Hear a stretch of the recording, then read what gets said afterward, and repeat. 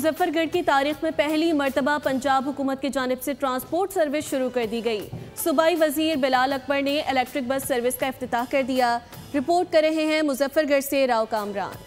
जिला मुजफ्फरगढ़ के लिए अहम दिन। पंजाब हुकूमत की जानिब से 17 इलेक्ट्रिक बसें पहुंच गईं। इलेक्ट्रिक बस शहर से गुजरी तो जगह जगह लोगों ने फूलों की पत्तियां निछावर करके उसका इस्तकबाल किया।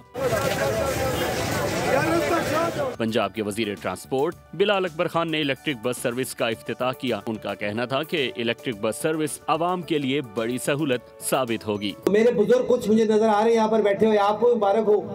सीएम ने आपके लिए भी ये ट्रांसपोर्ट फ्री की है।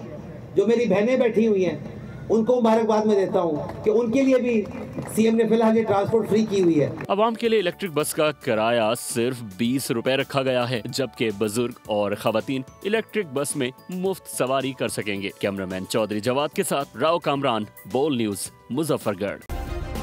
सब्सक्राइब करें और बेल दबाएं ताकि कोई खबर रह न जाए।